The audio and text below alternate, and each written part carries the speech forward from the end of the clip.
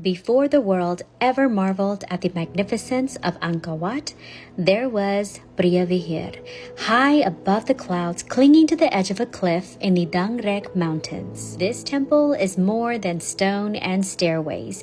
It's a prayer etched into the earth nearly 300 years before Angkor Wat ever rose from the plains. Let me take you back in time to uncover the story of Priyavihir. Construction of the temple began in the 10th century under the reign of King Suryavarman I. Inspired by the power of Shiva, the Hindu god of creation and destruction, Suryavarman chose the highest peaks as his canvas. He didn't just build the temple for men to admire, but also for the gods to descend upon. Priyavihir was never meant to be a city temple like Angkor Wat.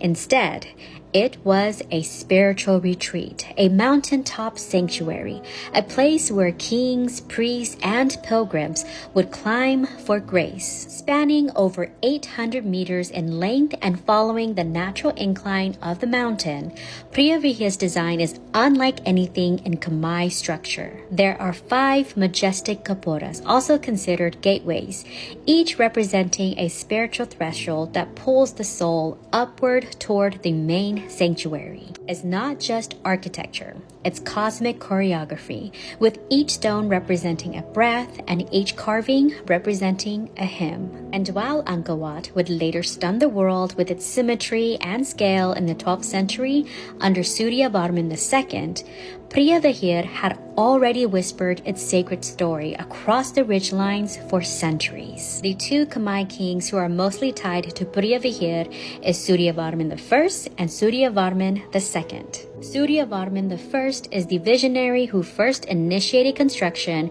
and linked it to his spiritual movement across the kingdom. He later expanded the temple complex and reinforced its importance as a Shaivite pilgrimage site. Suryavarman II, the same king who built Angkor Wat, he further developed Priyavihir as part of a kingdom-wide temple network. Both weren't just ordinary kings, they were considered god kings. And this temple, with its cliffside altar reaching the heavens, was their sacred offering. And although history doesn't record many female figures directly linked to Priyavihir, many scholars believe the temple's inscriptions, some of which mention queens, royal priestesses, and donors, reflect the hidden presence of women in its spiritual upkeep. In Khmer belief, the land and fertility were often personified as feminine, suggesting that the temple wasn't just for warlike gods, but rather for divine balance. As centuries passed and empires fell,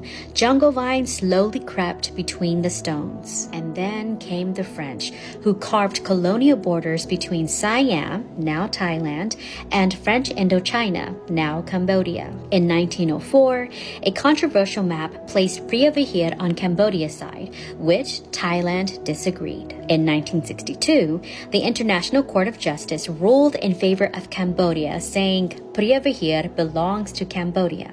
But that didn't end the struggle. In 2008, when UNESCO named Priyavihir a World Heritage Site, violence erupted again. Bullets pierced through the temple. Soldiers fought over stones that once welcomed sages, and yet Priyavihir still stood. To Cambodians, the temple is a symbol of resilience, reverence, and roots. To many Thais, it is a shared chapter of heritage lost to maps. To Southeast Asia, it is a cultural crown jewel, a surviving soul of the ancient Khmer cosmos. Priyavihir isn't just a temple, it is a testament to the dreams of kings who believed divinity could be reached, to the ancient architects who built poetry into stone, and to the people who continue to fight for memory in a world that forgets too fast. So let's not remember Priyavihir only through conflict.